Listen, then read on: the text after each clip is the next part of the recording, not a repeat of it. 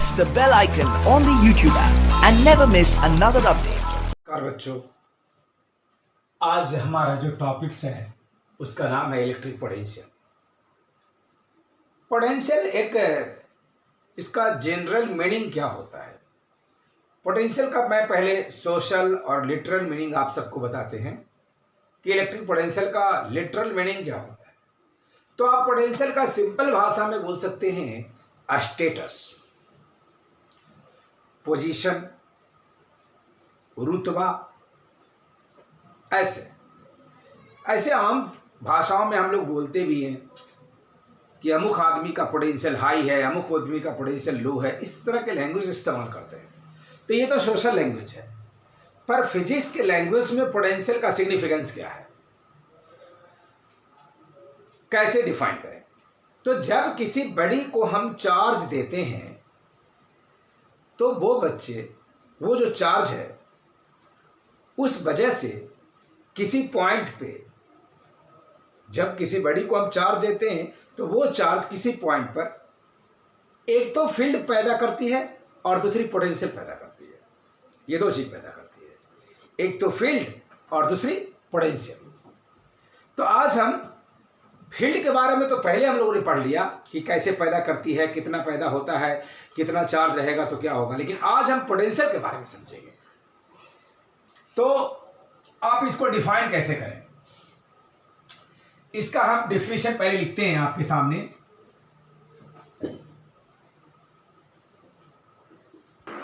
तो ये देखिए, मैंने अभी परिभाषा लिखा, electric potential due to any charge at any point is defined as the work done required to bring unit positive charge from infinity to that point without accelerating। इसका मतलब समझते हैं हम लोग पहले। मान लीजिए आपके पास ये चार्ज है, इसके चलते ये जो पॉइंट आपको देख रहे हैं, यहां पर आपको मान लो इलेक्ट्रिक पोटेंशियल जाननी है। ये चार्ज है, इसके चलते हम इलेक्ट्रिक पोटेंशियल यहां पर जानना चाहते हैं। चलिए ठीक है, तो आप किसी इंफिनिटी पॉइंट से चार्ज को लाइए और ला करके इंफिनिटी पॉइंट से चार्ज को यहां तक लाने में हमको जितना वर्क की रिक्वायरमेंट होगी, जितना हमको वर्क डन करना पड़ेगा, उसी को हम इलेक्ट्रिक पोटेंशियल कहेंगे। लेकिन मतलब इंफिनिटी से यहां तक किसी यूनिट पॉजिटिव चार्ज को लाने में ज्यादा वर्क करना पड़ा तो पोटेंशियल इसका बड़ा होगा, कम वर्क करना पड़ा तो पोटेंशियल इसका छोटा होगा। तो इंफिनिटी से इस पॉइंट तक लाने में जो वर्क करना पड़ा, उसमें भी एक बात और बोली गई है कि आप लाने में जो वर्क होगा उसको पोटेंशियल हम जरूर कहेंगे। एक शर्त है, उसमें एक्सेलरेशन नहीं होना चाहिए। इसका क्या अर्थ है, इसका अर्थ समझते हैं हम लोग। पहली बात कि लाना कहां से है, इंफिनिटी से। दूसरी बात, लाना कैसे है, बिना एक्सेलरेशन के, मतलब कांस्टेंट वेलोसिटी से। तो ये शर्तें क्यों रखी गई, ये कंडीशंस क्यों है, ये कंडीशन का क्या एप्लीकेशन है यहां पर? अगर ऐसा नहीं करेंगे तो क्या पोटेंशियल डिफाइन नहीं होगा? अगर मान लो हम कांस्टेंट नहीं एक्सेलरेशन से ले आए तो पोटेंशियल डिफाइन नहीं होगा, उसमें क्या परेशानी आ जाएगी, ये समझना चाहते हैं। तो मैं बताता हूं। पहली बात तो इस चार्ज के चलते इंफिनिटी पर, इस चार्ज का इंफिनिटी पर प्रभाव जीरो होगा, इस चार्ज का इंफिनिटी पर फील्ड जीरो होगा, इस चार्ज का इंफिनिटी पर पोटेंशियल जीरो होगा, क्योंकि फील्ड ही नहीं है तो पोटेंशियल कैसा? तो यहां पर प्रभाव जीरो होगा। प्रभाव जीरो मतलब यहां पर इसके चलते पोटेंशियल जीरो होगा। चलिए ठीक है, समझ गए। और जब इसको यहां से उठा करके यहां तक लाए तो यहां पर अगर पोटेंशियल भी हो गया और यहां पर पोटेंशियल जीरो हो गया, तो यहां और यहां के बीच का जो पोटेंशियल का अंतर है वो क्या कहलाएगा, भी।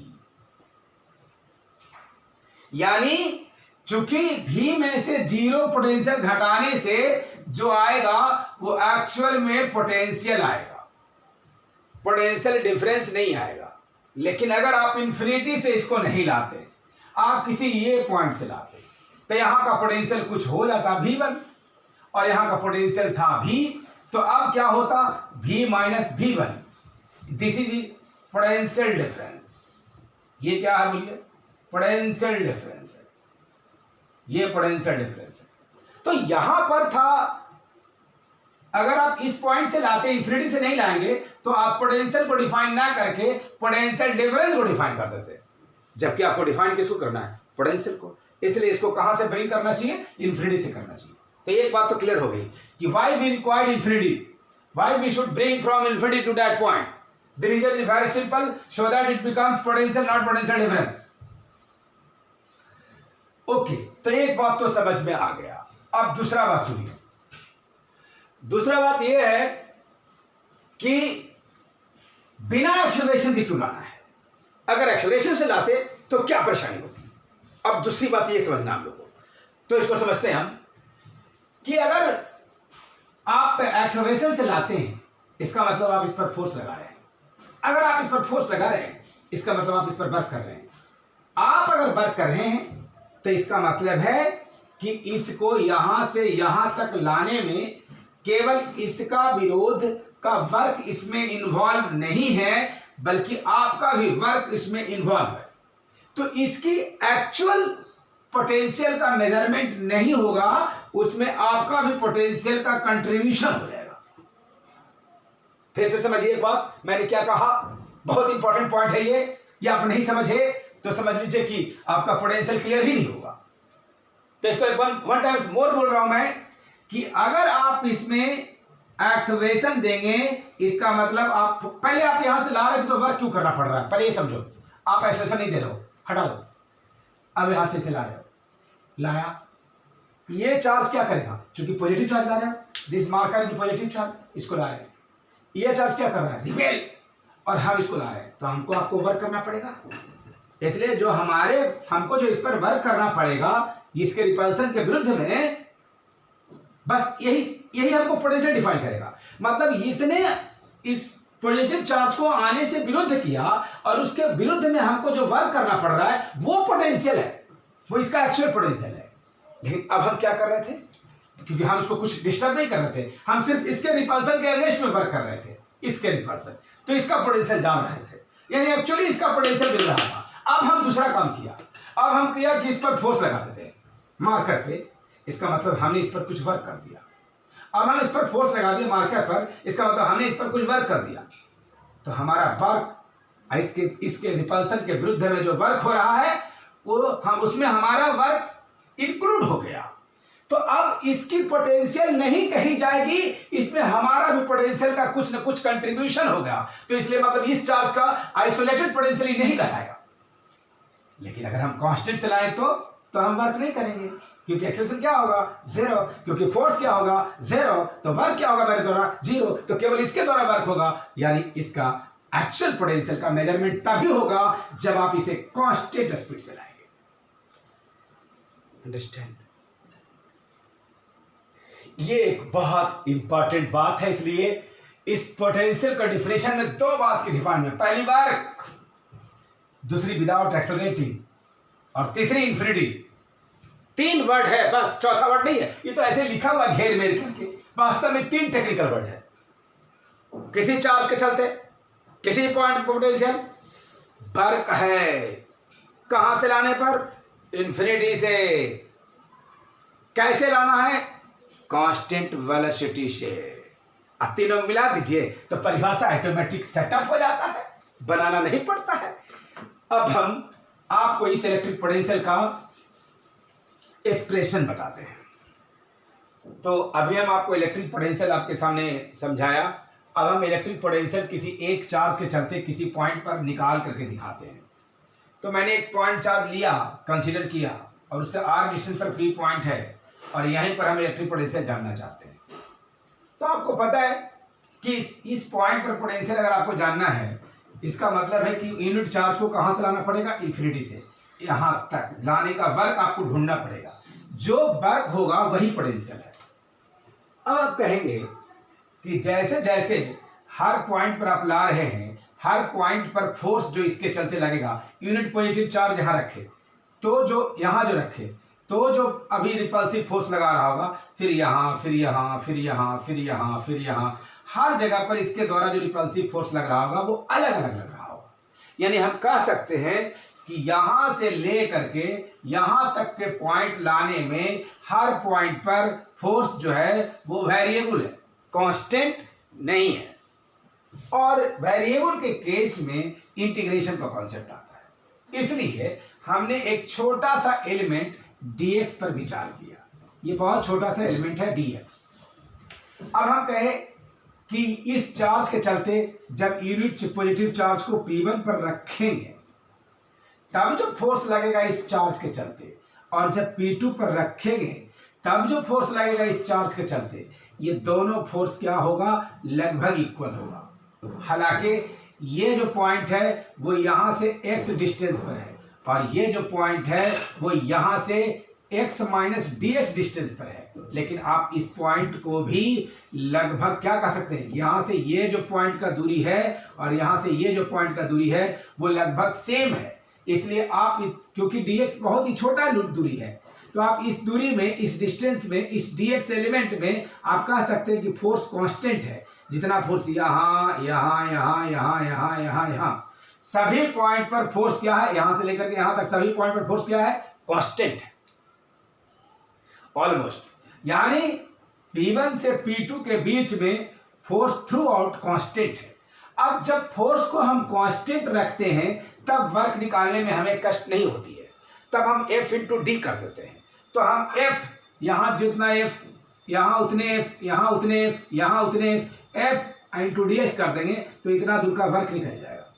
अब हम ऐसे करोड़ों टुकड़ों में बांट देंगे, फिर dx, फिर dx, फिर dx, फिर dx, फिर dx, फिर dx, फिर dx, फिर dx, और सभी का वर्क निकालेंगे पार्ट बाय पार्ट, इसका इसका इसका इसका इसका, सारे वर्क को जोड़ देंगे और इसी को हम कहेंगे, इसके द्वारा इस पॉइंट से लेकर के इस, हमने कहा इस पॉइंट से लेकर इस पॉइंट तक लाने में जो वर्क हमें करना पड़ेगा, यानी इसके इस रिपल्सिव फोर्स के विरुद्ध में वर्क करना पड़ेगा, उसको आप पोटेंशियल कहोगे। अब इसको मैंने अभी बताया आपको कि देखिए ऐसे dx dx dx dx element में बहुत सारे एलिमेंट में इसको तोड़ दिया और dx में क्या हो गया, फोर्स कांस्टेंट, फिर इस dx में फोर्स कांस्टेंट, फिर इस dx में फोर्स कांस्टेंट, सभी जगह कांस्टेंट फोर्स हो गया और सारे वर्क को निकाल करके फिर सबको एड अप कर दिया। और जो सबको निकाल करके एड अप करने का काम करते हैं, इस कंसेप्ट का नाम इंटीग्रेशन है। इसलिए निश्चित रूप से इंफिनिटी से पॉइंट P तक यूनिट पॉजिटिव चार्ज को लाने में जो वर्क हमें निकालना पड़ेगा उसमें इंटीग्रेशन का कंसेप्ट इस्तेमाल करना पड़ेगा। एक चीज तो क्लियर हो गया। अब ये सब तो मैं छोटा मोटा ऐसे कंसीडरेशन लिख देता हूं कि यहां चार्ज क्यों रखा, P पॉइंट पर निकालना था, सो मैंने लिख दिया है, आप समझ रहे हैं। असली पॉइंट ये है कि जो छोटा सा वर्क है P1 से P2 लाने में, वो क्या होगा, F इंटू dx होगा। वो क्या होगा, F इंटू dx होगा। और F का वैल्यू क्या होगा, 1/4πε0 Q into 1/x² into dx, क्योंकि फोर्स क्या होता है 1/4πε0 Q इंटू 1/x। Q हुआ ये चार्ज और Q2 क्या हो गया, यूनिट पॉजिटिव चार्ज ला रहे थे वो वाला, तो कूलम्ब्स लॉ से लिखे हैं 1/4πε0 Q1 Q2/r² इंटू dx। तो ये वर्क निकल गया, ये स्मॉल वर्क निकल गया, छोटा सा वर्क। अब हम यहां इंफिनिटी से लेकर के इस पॉइंट तक के टोटल वर्क को निकालना चाहते हैं। माइनस साइन क्यों लिखे थे, इसको भी मतलब थोड़ा सा समझ लीजिए, तब बताते हैं इंफिनिटी से कैसे इंटीग्रेट करेंगे। माइनस इसलिए लिखा है क्योंकि जब आप पॉजिटिव चार्ज को ला रहे हैं तो ये भी पॉजिटिव चार्ज है, तो इसको ऐसे रिपेल कर रहा होगा। आप ला इधर रहे हैं, एंगल कितना बना 180 डिग्री, तो वर्क क्या होगा, cos 180 नेगेटिव होता है, इसलिए नेगेटिव वर्क होगा। ओके, अब total work done required to bring from infinity to r, तो ये पॉइंट सबसे पहले कहां था, बड़ी चार्ज, यूनिट चार्ज इंफिनिटी पे। हम अभी जो ये वर्क निकाले हैं वो छोटा सा वर्क निकाले हैं, कहां से कहां तक, P1 से P2 तक, तो F इंटू dx लिख दिया क्योंकि इतना दूर का दूरी dx है। अब हमको निकालना कहां से कहां तक है, इंफिनिटी से पॉइंट P तक निकालना है, इंफिनिटी से पॉइंट P तक निकालना है। तो ये हो जाएगा, यही फोर्स लिख दिया और यहां लिख दो इंफिनिटी, माने सबसे पहले कहां था इंफिनिटी और अब कहां है r। सबसे पहले यहां से कितना दूर पर था इंफिनिटी और अभी कहां है आर पे, तो कहां से कहां इंटीग्रेट करें, इन्फिनिटी टू आर, तो इसका सारा वर्क निकल जाएगा। अब हम इस पॉइंट्स को सिर्फ इंटीग्रेशन करने जा रहे हैं। So we are going to integrate it. तो ये देखिए कांस्टेंट टर्म को इंटीग्रेशन से हम बाहर निकाल लेते हैं, बाकी अंदर रहने दिए। एक्स के पावर ऊपर गया तो -2, ये आप तो इंटीग्रेशन साधारण है, जानते ही है, -1/x होगा, माइनस से माइनस प्लस हो जाएगा, और यहाँ पर लिमिट माइनस लोअर लिमिट कर दिया तो 1/∞ 0 हो गया, इसलिए 1/r हो गया। ये वर्क आया। लेकिन हमने जो आपको डिफिनेशन बताया था उसमें हमने कहा था कि जो वर्क करने में जो वर्क करना पड़ेगा उसी को पोटेंशियल कहेंगे, वर्क डन को ही पोटेंशियल कहें। तो जो वर्क हमको निकला, ये वर्क, यही वास्तव में पोटेंशियल है। पोटेंशियल को भी से डिनोट करते हैं, इसलिए हमने लिखा है according to definition of electric potential V = W। और बच्चों V = 1/4πε0 Q/r आ गया। अब अगर ये चार्ज पॉजिटिव रहेगा, ये जो चार्ज लिए थे जिसके चलते निकाला, पॉजिटिव चार्ज रहेगा तो पोटेंशियल पॉजिटिव होगा, नेगेटिव चार्ज के चलते निकालेंगे तो पोटेंशियल नेगेटिव होगा। और पोटेंशियल का यूनिट क्या होगा, जूल पर कूलम। पोटेंशियल का यूनिट क्या होगा, जूल पर कूलम। तो इस तरह से ये हम 3 स्टार पॉइंट दिखाया। इलेक्ट्रिक फील्ड में ऐसी बातें नहीं थी कि पॉजिटिव चार्ज के चलते इलेक्ट्रिक फील्ड पॉजिटिव होगा, नेगेटिव चार्ज के चलते इलेक्ट्रिक फील्ड नेगेटिव होगा, ऐसी बातें नहीं थी। वहां उसे डायरेक्शन इंडिकेट होता था, पर यहाँ ये स्केलर है इसलिए ऐसी बातें हैं। इसलिए मैंने दिया है कि पॉजिटिव चार्ज के चलते पोटेंशियल पॉजिटिव, नेगेटिव चार्ज के चलते पोटेंशियल नेगेटिव। और बच्चों 1-2 स्टार पॉइंट आपको हम और बताते हैं। एक स्टार पॉइंट बहुत इंपॉर्टेंट कि ये electric potential due to system of charge is simple due to system of charge at any point is the simple algebraic addition due to addition of all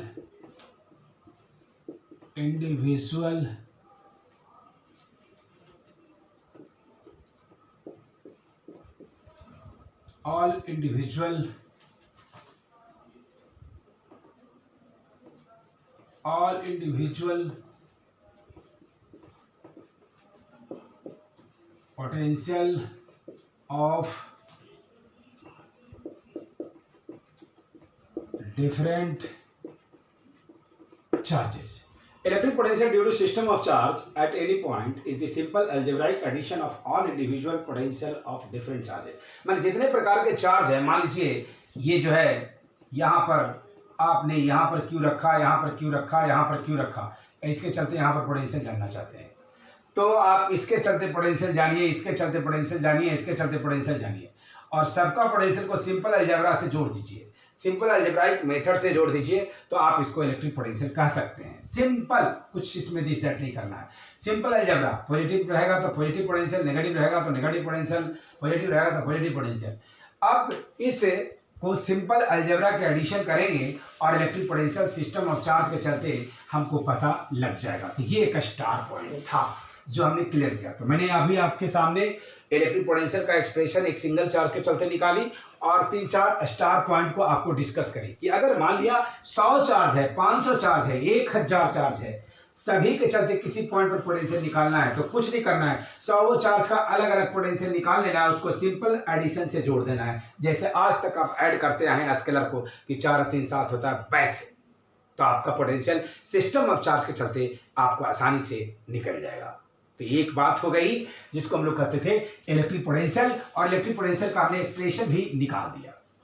अब हम एक और टॉपिक पर बात करते हैं जिसका नाम है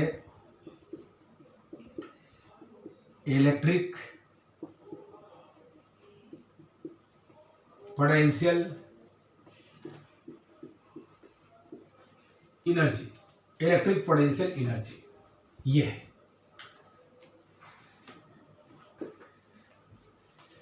लेट 2 पॉइंट चार्ज।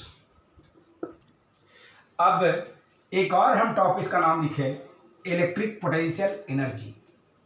देखो बच्चों, पोटेंशियल में यूनिट पॉजिटिव चार्ज को लाने में जो वर्क करते हैं किसी चार्ज के चलते, वो कहलाता है पोटेंशियल। अगर यूनिट पॉजिटिव चार्ज को हटा करके किसी और चार्ज को आप लाएं तो वो पोटेंशियल एनर्जी कहलाता है। तो यहां पर अगर 2 पॉइंट चार्ज का सिस्टम है Q1 और Q2, तो इसका पोटेंशियल एनर्जी अगर आपको निकालना है तो ये होगा 1/4πε0 Q1 Q2 अपॉन R। ये पोटेंशियल एनर्जी का फॉर्मूला हो गया। पोटेंशियल निकालना हो, पोटेंशियल कहना हो तो ये चार्ज Q2 हट जाएगा। अब पोटेंशियल एनर्जी की बात करनी हो तो Q1 Q2 बटा R हो जाएगा, चार्ज आ जाएगा। देखिए 3-4 बात बड़ा इंटरेस्टिंग मिल रहा है हम लोग को कि Q1 Q2 बटा R², तो ये क्या हो जाएगा, ये कूलम्ब्स लॉ। इसमें से एक चार्ज हट जाता है तो इलेक्ट्रिक फील्ड। अब इसमें से एक R हट जाता है तो पोटेंशियल एनर्जी। इसमें से एक चार्ज भी हट जाए, एक R भी हट जाए तो पोटेंशियल। 4 फॉर्मूला याद हो गया। अब स्टार पॉइंट, अगर ये दोनों चार्ज पॉजिटिव नेचर का है, सेम नेचर का, या दोनों नेगेटिव है तो पोटेंशियल एनर्जी पॉजिटिव हो जाएगा, क्योंकि प्लस प्लस प्लस, अब माइनस माइनस भी प्लस। अगर एगो प्लस एगो माइनस तो नेगेटिव हो जाएगा। यही मैंने स्टार पॉइंट लिख दिया यहाँ पर इसके संबंध में, पोटेंशियल एनर्जी के संबंध में। और पोटेंशियल एनर्जी का यूनिट क्या होगा तो जूल होगा। इसकी यूनिट मैं कहीं लिख देता हूँ, यूनिट क्या होगा तो जूल होगा। जूल, क्योंकि एनर्जी है, एनर्जी का तो यूनिट जूल ही होगा ना। तो ये रहा।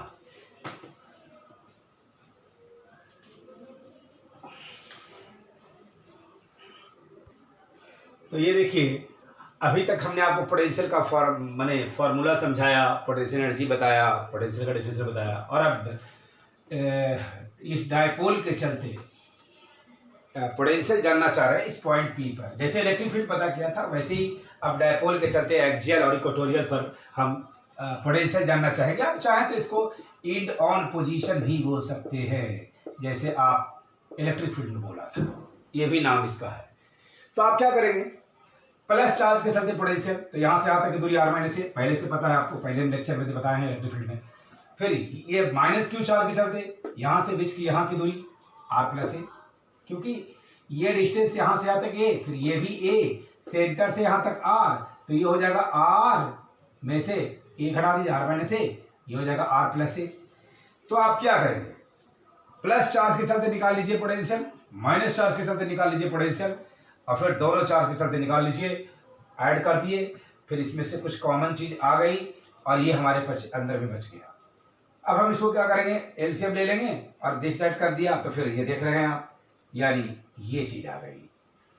क्योंकि ये कैसे लिखा, Q × 2P होता है, और फिर हमने इसको लास्ट में मॉड P क्यों लिख दिया, ये समझ लीजिए।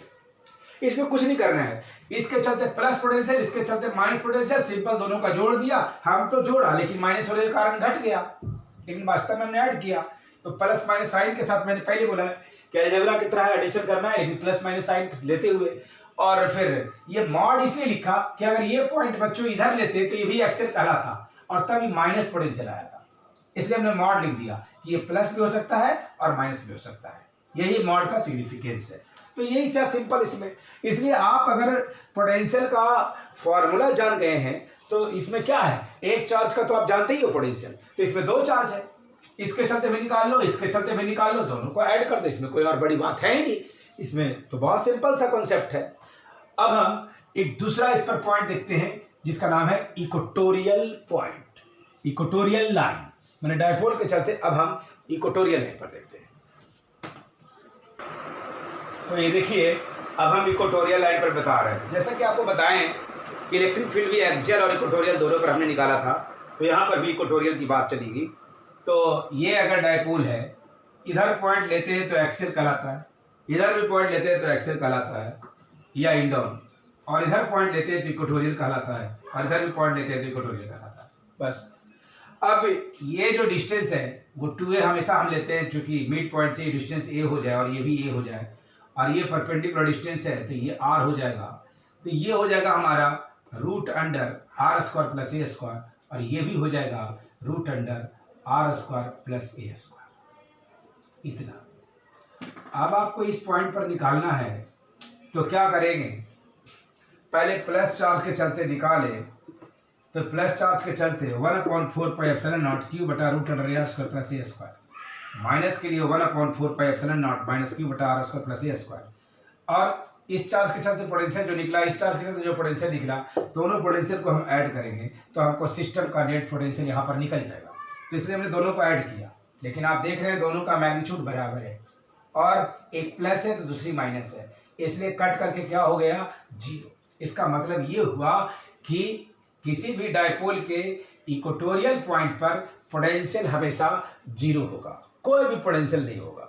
इक्वेटोरियल पॉइंट पर पोटेंशियल हमेशा 0 होगा। एक्सियल पॉइंट पर पोटेंशियल आया था, इक्वेटोरियल पर पोटेंशियल 0 हो गया। यानी जो भी पोटेंशियल डेवलप होगा वो एक्सियल पर हो सकता है या फिर कोई और पॉइंट्स पर हो सकता है, लेकिन परपेंडिकुलर बाइसेक्टर के जितने भी पॉइंट्स हैं ये डायपोल से बच्चों, और इसके पॉइंट्स में यहाँ पर जितना भी है, यहाँ यहाँ यहाँ यहाँ, ये सभी पॉइंट्स पर इनका पोटेंशियल 0 होगा, क्योंकि जितना पोटेंशियल ये पैदा करेगा दूसरा चार्ज भी उतना ही कर देगा। ये प्लस वाला जितना करेगा माइनस वाला उतना ही कर देगा, और प्लस माइनस कैंसिल हो जाएगा, क्योंकि ये स्केलर है। वेक्टर होता तक ना, ये तो स्केलर है। स्केलर में तो सिंपल एडिशन करते हैं, आपको पता ही है। मैं तो बोला ना कि डायपोल के चलते पोटेंशियल निकालना कोई बड़ा बात नहीं है। 5 करोड़ चार्ज भी दे दे और उसके चलते पोटेंशियल निकालना है तो सबको अलग अलग निकालो और सिंपली ऐड करो। ऐड करना तो हम लोग बचपन से सीखा है, 4 2 6 6 4 10, यही तो कर रहे हैं हम लोग। इसमें जहां कोई क्वांटिटी वेक्टर क्वांटिटी नहीं होती है बच्चों, तो उसको एडिशन करना सब्ट्रैक्शन करना मुश्किल नहीं होता है, क्योंकि वो हम लोगों ने बचपन से सीखा है। लेकिन जहां कोई फिजिकल क्वांटिटी वेक्टर क्वांटिटी होता है तो उसको ऐड या सब्ट्रैक्ट करना थोड़ी मुश्किल होती है, क्योंकि उसमें वेक्टर को कॉन्सेप्ट लगता है, उसका वेक्टर का एडिशन का रूल्स लगता है। वेक्टर का एडिशन का रूल का संविधान आप जानते ही थोड़ा डिफरेंट है, तो इसलिए ये सब बहुत सिंपल सी बात है। ओके, तो 5 ये तीसरा केस है डायपोल के चलते। इससे पहले हमने एक्सियल इक्वेटोरियल तो देख ही लिया। ये तीसरा केस में एक थोड़ी सी टेक्निकल प्रॉब्लम हम लोग को आ रही है कि ये तीसरा केस जो है ए बी डायपोल है, जिसकी डायपोल मोमेंट पी हमने लिखा भी है, और ओपी जो है वो डिस्टेंस आर है, और ये जो ओपी है वो इससे थीटा एंगल बना रहा है, ये एंगल थीटा बना रहा है। अब हम अगर अभी तक हम लोग यही करते आ रहे थे कि डायपोल में 2 चार्ज है, इसके चलते पहले पोटेंशियल निकाल लें, पॉजिटिव चार्ज के चलते और फिर नेगेटिव चार्ज के चलते, फिर दोनों को सिंपल एडिशन से ऐड कर दें, अलजेब्राइक एडिशन से। प्लस के चलते पोटेंशियल प्लस होता है, माइनस के चलते पोटेंशियल माइनस होता है, ये हमने करते आ रहा है। तो अब यहाँ एक छोटी सी समस्या ये आ रही है हमारे सामने कि ये जो देख रहे हैं यहाँ से ये जो डिस्टेंस है ये हमको नोन नहीं है, जबकि इसमें जरूरत पड़ रहा है हमको। मान लो बी के चलते हम निकालना चाहते हैं तो 1/4 पाई एप्सिलॉन नॉट क्यू बटा बीपी। अब हमको बीपी मालूम नहीं है, चाहे फिर मान लो ए के चलते निकालना चाहते हैं, मतलब माइनस क्यू चार्ज के चलते, तो इसमें चाहिए था एपी, तो ना हमें एपी मालूम है और ना हमें बीपी मालूम है। ये एक टेक्निकल प्रॉब्लम्स है इस पार्टिकुलर डेरिवेशन में। तो हम इसको कैसे पता करें, तो आपको बता दें मैथमेटिक्स का एक छोटी सी कॉन्सेप्ट है कि अगर ये बीपी को आप नहीं भी जान रहे हैं तो बीपी के जगह पर एमपी लिख सकते हैं। क्यों? क्योंकि बीएम इस पर परपेंडिकुलर है। जब ये परपेंडिकुलर होता है और ये खास करके स्मॉल होता है, जो कि डायपोल का लेंथ बहुत छोटा है और ये इस पर परपेंडिकुलर है, तो बीपी लगभग एमपी के बराबर होगा। यही मैं लिखा हूं कि बीपी लगभग एमपी। एमपी होगा कितना, ये वाला एमपी है, यहां से लेकर के ये डिस्टेंस, ये जो देख रहे हैं आप, ये आपको निकालना है। तो ये कैसे निकालेंगे, तो इसको आप निकालने के लिए कर सकते हैं कि ओ से लेकर के पी में से एम ओ को घटा लें, यहां से उसमें ये घटा लें। तो ये कैसे घटाएंगे आप, सबसे पहले उसके लिए ओ एम चाहिए आपको। ओ एम कितना वैल्यू है, ए कॉस थीटा, और ओ एन का वैल्यू कितना भी होता है, ए कॉस थीटा। कैसे आया, ये ट्रायंगल देखिए मैं लिख भी दिया हूं यहाँ पर, ये triangle cos theta base upon a, यानी कॉस थीटा किस तरह से लिए हैं, BOM, एम इसका नाम रख दीजिए, और इसका भी एम तो है ही, ठीक है। तो ये OM हो गया A cos थीटा, और उसी तरह से सिमिलरली जितना डिस्टेंस ये होगा उतना ही ये होगा, ON भी हो गया A sin थीटा, ये सॉरी ON हो जाएगा। तो हमको OM मालूम, A cos थीटा, ON मालूम, A cos थीटा। तो इसी तरह से हमको BP के जगह पर क्या मिल गया, BP के जगह पर MP, और MP के जगह पर R minus A cos theta. Similarly आपको AP के जगह पर क्या मिल जाएगा, AP के जगह पर NP, NP को क्या लिखेंगे, OP प्लस NO, तो OP कितना हो गया R, NO क्या हो गया A cos थीटा, इसलिए ये NP को हम वैल्यू यहां लिख चुके थे R plus A cos theta, तो ये लिख लिया। अब हम सिंपल फॉर्मेट में आ गए कि प्लस चार्ज के चलते पोटेंशियल जो यहां पर हुआ वो ये हो गया, माइनस चार्ज के चलते पोटेंशियल यहां पर जो हुआ वो ये हो गया, यहां तक पहुंच गए। अब तो हम जानते हैं कि ये स्केलर क्वांटिटी है, इसलिए इसको सिंपली ऐड करेंगे, सिंपल ऐड कर दिया। अब चूंकि ये माइनस था इसलिए माइनस हो गया। अब इसका हम सिंपल कैलकुलेशन करेंगे और हमारा रिजल्ट आ जाएगा। मतलब छोटा सा मैथमेटिकल कैलकुलेशन है। मेन समझने वाली बात यही है कि हमने बीपी को रिप्लेस किस आधार पर किया, क्योंकि ये इस पर परपेंडिकुलर था और ये डिस्टेंस बहुत छोटा था, इसलिए हम लोग इसको अप्रोक्सीमेशन कर सकते हैं। अगर बीपी जो बीएम जो है वो परपेंडिकुलर है इसमें और ये डिस्टेंस डायपोल का बहुत छोटा है, तो बीपी को लगभग एमपी लिखा जाता है। ये मैथ्स का कॉन्सेप्ट है। उसी तरह से एपी को लगभग एनपी लिखा जाता है, यह भी मैथ्स का कॉन्सेप्ट है, इसलिए इसमें कोई प्रॉब्लम नहीं है। अब हम इसको यहां से लेंगे, ये देखिए, इसको हम कॉपी करते हैं यहां से और इसको यहां पर पेस्ट करते हैं। So this is equal to total V is equal to VB plus VA is equal to 1/4 pi epsilon nought Q बटा R minus A cos theta minus 1/4 pi epsilon nought Q बटा R plus A cos theta. So what is this? 1/4 pi epsilon nought Q common,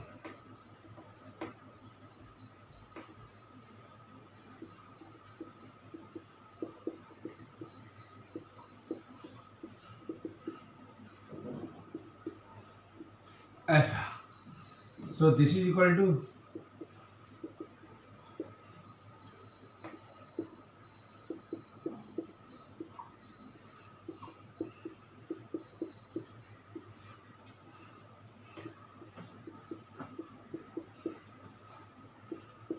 ये तो simple calculation है, इसमें कुछ खास बात है नहीं। इन दोनों का एलसीएम लेके कर दिया, ये कैंसिल हो गया इससे, और हमारे पास आ गया A cos theta 2A cos theta, और नीचे में तो आप देख ही रहे हैं। अब Q इंटू 2A को P लिख दीजिए।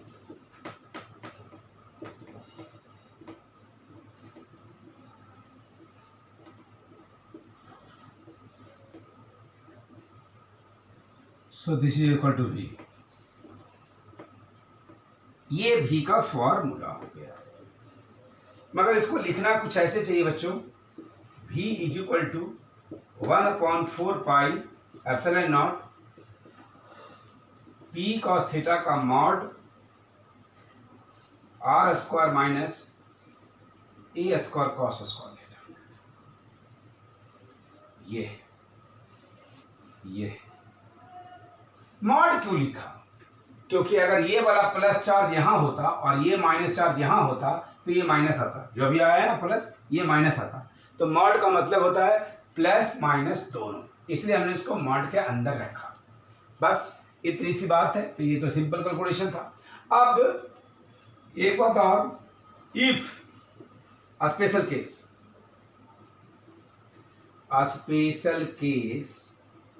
If r square much much greater than a square cos square theta, तब भी क्या हो जाएगा 1/4πε0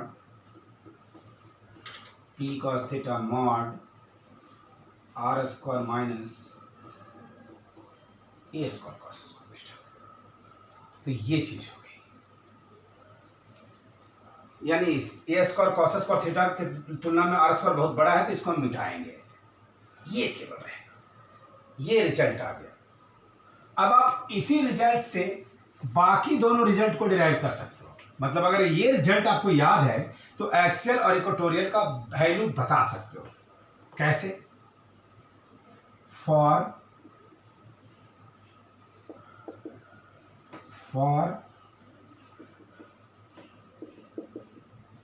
एक्सियल के लिए क्या हो जाएगा, थीटा का वैल्यू 0 हो जाएगा। मतलब इधर एक्सिस पे लीजिए, अच्छा है इस तरफ लीजिए, ये एंगल यहां से कितना बनाएगा 0, ये भी एंगल कितना बनाएगा 0, तो यानी cos 0 रख देंगे, तो ये हो जाएगा v is equal to 1/4πε0 mod p, यहाँ पर रखिए cos थीटा 0, एक्सियल के लिए थीटा बराबर 0 mod p upon r square minus a square. आइए इसका स्पेशल केस देंगे, इसमें special case if r square much much greater than a square, तो v is equal to 1/4πε0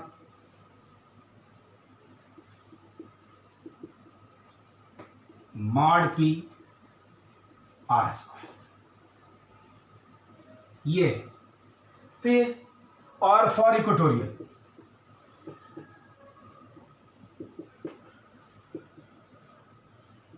theta is equal to 90, v is equal to 0, क्योंकि cos 90 0 होता है तो equatorial पर 0 आता ही है। तो इससे आप दोनों केस को डिस्कस कर सकते हैं। मतलब अगर यही फॉर्मूला याद रहे सिर्फ, और आप एक्सेल और इक्वेटोरियल पर जानना चाहते हैं, तो आप जान सकते हैं। क्या करेंगे, थीटा का एक बार वैल्यू 0 लेंगे तो एक्सेल का निकल जाएगा, थीटा का वैल्यू 90 लेंगे तो इक्वेटोरियल का निकल जाएगा। तो आप थीटा को 0 लेकर के मैंने एक्सेल का निकाल दिया, और थीटा 90 यानी cos 90 0 होता है तो इक्वेटोरियल का निकल गया। तो यही था आपका डायपोल के चलते एनी पॉइंट पे इलेक्ट्रिक पोटेंशियल। एनी पॉइंट पर इलेक्ट्रिक पोटेंशियल यानी जब आप एनी पॉइंट पर निकालने में सक्षम है किसी एंगल थीटा पर, तो आप उसके एक्सियल और इक्वेटोरियल पर भी निकाल सकते हैं। इसमें कोई बड़ी बात नहीं है। एक्सियल पर हो जाएगा थीटा 0, तो ये था, और इक्वेटोरियल पर हो जाएगा थीटा 90। तो ये था आपके सामने electric potential due to dipole at any point. Okay, तो अब पिछले लेक्चर का सवाल का जवाब का समय आ गया है, और आज के लेक्चर का नया सवाल। तो पिछले लेक्चर का सवाल का जवाब का आंसर है 0, बी ऑप्शन, क्योंकि पूछा गया था कि किसी भी स्फीयर में अगर डायपोल को रखा जाए तो फ्लक्स कितना होगा। तो गॉस थ्योरम ने फ्लक्स का फार्मूला बताया, टोटल चार्ज बटा एप्सिलॉन नॉट। चार्ज टोटल कितना हो जाएगा डायपोल का, प्लस चार्ज और माइनस चार्ज मिलकर के 0, तो 0 बटा एप्सिलॉन नॉट बराबर 0, इसलिए आंसर 0 होगा। और बाद का सवाल, if Q charge is put on each vertex of equilateral triangle of side A, the electric potential energy of system of charge is 2kq square upon B, 3kq square upon A, 4kq square upon A and none। तो ये इसमें से कौन होगा, आप हमें comment box में इसका आंसर लिखेंगे। तब तक के लिए धन्यवाद, फिर अगली बार बात करेंगे। Thank you. चाय।